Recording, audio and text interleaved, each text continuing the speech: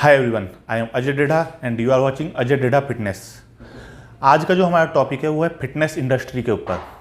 Lockdown में fitness industry का क्या हाल हो रखा है। अभी कुछ खबरें आ रही हैं पीछे दिल्ली एनसीआर में, अपने एरिया से बता रहा हूँ, यहाँ पे 20 to 30% जिम ऑनर अपनी जिमों को बेच रहे हैं, सेल कर रहे हैं, क्योंकि वो जो खर्चे हैं वो ऐसे के ऐसे हैं। उनको जिम का रेंट भी देना है, बिजली का बिल भी देना है, उनको हाउसकीपिंग भी देनी है, हाउसकीपिंग वालों के पैसे भी देने हैं, और ट्रेनर का भी कुछ ना कुछ तो देना है। तो खर्चे ऐसे हैं तो वो कहाँ से दें, इसलिए वो बेच रहे हैं। देखिए, मजबूरी में वो सेल कर रहे हैं अपनी जिमों को, क्योंकि और कोई दूसरा उपचार नहीं बचा है उनके पास। इसके पीछे गवर्नमेंट के इलॉजिकल, जिसका कोई लॉजिक ही नहीं है, वो डिसीजन है। अब तक जिम ऑनर, मैं भी एक जिम ऑनर हूँ, ये सोच के बैठे थे कि चलो कोई नहीं, अब खुल जाएगा। 3 महीने हमने वेट किया। हमारी जिमें जितनी भी फिटनेस इंडस्ट्री की चीज़ें हैं, आपका हेल्थ क्लब हो गए, सब हो गए, सब एक दूसरे से लिंकअप हैं। ये लॉकडाउन होने से पहले ही, काफ़ी पहले ही सब क्लोज कर दिए गए थे। Gym I think Delhi NCR के 15 के आसपास क्लोज हो गए थे, और लॉकडाउन 24 के आसपास शुरू हुआ था, 23 या 24 के आसपास।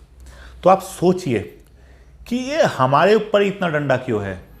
क्योंकि हमारे अंदर यूनिटी नहीं है, एकता नहीं है, और ये कड़वा सच है। अभी भी आप देखेंगे सब अपनी अपनी रोटियां सेक रहे हैं। यूट्यूब पे भी जो यूट्यूबर हैं वो अपने आप को नेता घोषित कर रहे हैं। जो बड़े यूट्यूबर हैं वो तो आ ही नहीं रहे हैं। अलग अलग फेडरेशन अपनी अपनी बातें कर रहे हैं। कोई भी एक साथ नहीं हो रहा है, सब एक अलग अलग कर रहे हैं। जैसे कि 1857 में हुआ था, तो सब अलग अलग कर रहे हैं। तो इसका रिजल्ट बहुत मुश्किल आएगा। सबको एकजुट होना पड़ेगा, यूनिटी करनी पड़ेगी। आपको यूनिटी में आना पड़ेगा, तभी सरकार आपकी सुनेगी। हमारी वैसे ही संख्या बहुत कम है, तो आपको एक होना पड़ेगा। आपको लोग बागों को बताना पड़ेगा, समझाना पड़ेगा। ये नहीं कि मैंने ये कर दिया, मेरी ये वजह से ये हो गया, मेरी वजह से ये हो गया। बहुत सारे फिटनेस यूट्यूबर ये कह रहे हैं कि मैंने ये कर दिया, मैंने से काम नहीं चलेगा। जब तक हम नहीं होंगे, जब तक कुछ नहीं होगा। मैं और तू कुछ नहीं कर पाएंगे। जब हम होंगे जब ही कुछ हो पाएगा। तो हमको एक होना पड़ेगा, सब एक साथ होंगे। और सिर्फ यहाँ पे भाषण देने से काम नहीं चलेगा। यूट्यूब पे आपको प्रोटेस्ट करने के लिए, शांतिपूर्ण प्रोटेस्ट करने के लिए बाहर निकलना पड़ेगा। सिर्फ ये नहीं कि आपको व्यूअर चाहिए, आपको सब्सक्राइबर चाहिए, तो आप सिर्फ इसी पे बोले जाएंगे, आप बाहर नहीं जाएंगे। आपको बाहर जाना पड़ेगा, ठीक है। और इसमें देखिए, प्रॉब्लम सबको हो रही है। जिम ऑनर्स को हो रही है, ट्रेनर्स को हो रही है। ट्रेनर्स आपके ये लगा लीजिए कितने ट्रेनर हैं, और उनमें से 60 to 70% ट्रेनर तो ऐसे हैं कि जिनका पूरा का पूरा घर उन्हीं के ऊपर डिपेंड है। अब जिम सेक्टर क्लोज हो रहा है तो वो कहाँ से लेके आएंगे, कुछ समझ नहीं आ रहा है जिम ट्रेनर को भी कि क्या करें, कि इसी फील्ड में रहें, क्योंकि उन्होंने पूरा का पूरा अपनी लाइफ इसी नॉलेज में निकाल दी है। अब इससे एकदम से वो चेंज करके कहीं और कैसे चले जाएं, तो बहुत सारी प्रॉब्लम्स उनके आगे भी है। ये तो खैर भविष्य ही बताएगा कि क्या होगा ट्रेनर्स का, क्या होगा जिम ऑनर्स का।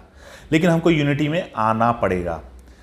और एक चीज़ और है कि ये गवर्नमेंट के जो लॉजिक्स हैं, ये भी मोस्टली मेरी समझ से बाहर हैं। ये मेरी अपनी पर्सनल राय है कि आप एक तरफ आप बसेस को खोल रहे हो, ट्रांसपोर्ट्स को खोल रहे हो, आप मार्केट्स को खोल रहे हो, ओपन मार्केट्स को, और आप और सब चीज़ छोड़िए, आप सैलून, मतलब कि छोटे जो बार्बर शॉप होती हैं, जो छोटे नाई की दुकानें होती हैं, उनको खोल रहे हो। उनमें तो आपको हाइजीन पता ही है कैसा होता है। कोई भी आएगा उसी एक तौलिए से रगड़ देंगे। वो ना इतने कोई एजुकेटेड बैठे हैं वहाँ पे, जो बैठे हैं, तो वो भी बहुत सारी प्रॉब्लम्स हो सकती हैं। वहाँ पे इनको लग रहा है कि वहाँ से कोरोना नहीं होगा। कोरोना सिर्फ होगा जिम से। पता नहीं जिम से ही ऐसी क्या प्रॉब्लम है। उल्टा जिम से ये सोचना चाहिए कि आपकी इम्यूनिटी जिम से ही अच्छी होगी, खैर जो भी है सरकार की अपनी सोच है, लेकिन सरकार के कानों तक पहुंचाने के लिए हमें यूनिटी में आना होगा, एक होना पड़ेगा और हमको बाहर निकलना पड़ेगा। एक चीज़ और है, मैं ये देख रहा हूँ कि आजकल रूमर्स बहुत फैल रहे हैं। एक रूमर्स आ रहा है कि 8 तारीख से 8 जून को डिसीजन आएगा कि जिम ओपन हो रहे हैं। भैया कहाँ से डिसीजन आ रहा है? आपके पास कोई स्पेशल पीएम का फ़ोन आ गया है? देखिए सबसे ज़्यादा खुश हमारी इंडस्ट्री होगी अगर 8 को ऐसा कोई डिसीजन आ जाए कि जिम ओपन हो रहे हैं। लेकिन अगर हम यहीं पे भाषण देंगे तो कुछ 8 को नहीं होना है, और ये राज्य सरकार कुछ नहीं करेंगी। ये आप सोच रहे हो कि अरविंद केजरीवाल जी कुछ बोल देंगे 8 तारीख को आके कि भाई जिम ओपन हो रही है। नहीं, वो नहीं कर सकते हैं। इतने प्राइम मिनिस्टर या फिर गृह मंत्रालय, आपका सेंट्रल गवर्नमेंट नहीं बोलेगा, इतने कोई भी राज्य सरकार नहीं ओपन कर सकती है। तो सब एक हो जाइए, और लोग और जितने भी आपके व्यूअर हैं, जितने भी आपके जानने वाले हैं, उनको झूठ मत बोलिए, एक रहिए। और हम एथलीट हैं, हार नहीं मानेंगे हम बिल्कुल भी। एथलीट, खिलाड़ी वही होता है जो हर परिस्थिति में भी अपना बेस्ट देने के लिए तैयार रहे। तो यही वो हमारा हार्ड टाइम है, हमारा मुश्किल वक्त है, जब हमको हमारा जो एथलीट है अंदर का, जो खिलाड़ी हैं हम अंदर से, वो निकाल के दिखाना होगा। तो हमको एक होना पड़ेगा और खुलेंगी। और मैं उनसे कहने चाहता हूँ जो अपनी जिम्स को बेच रहे हैं, जिम मालिकों को, कि थोड़ा सा इंतज़ार कर लीजिए, अपने फ्रेंड्स से, अपने रिलेटिव से थोड़ी हेल्प ले लीजिए, लेकिन बेचिए मत प्लीज़। और आप ही देखिएगा एक बार सब कुछ दोबारा से ट्रैक पे आ जाएगा, गवर्नमेंट भी हमारी सुनेगी, तो हम बहुत अच्छे से दोबारा से ट्रैक पे आ जाएंगे और हमारा वही पुराना टाइम आ जाएगा। हम दोबारा से अपने इंडिया को फिट करेंगे और अपनी भी परिस्थिति अच्छी करेंगे। तो आप पॉजिटिव रहिए और ब्रेव रहिए। आप ही हो जो सबको फिट करते हो, आप अनफिट नहीं हो सकते हो मेंटली भी। बस थोड़ा सा फोकस करिए, थोड़ा सा और पावर लगाइए, अपनी मन की शक्ति लगाइए, आके थोड़ा सा बाहर अपनी आवाज़ उठाइए, दोबारा ओपन होगा। लेकिन अपनी जो ज़िंदगी भर की मेहनत है जिम, उसको बेचिए मत, फील्ड चेंज मत करिए, होगा ये सब कुछ अच्छा होगा।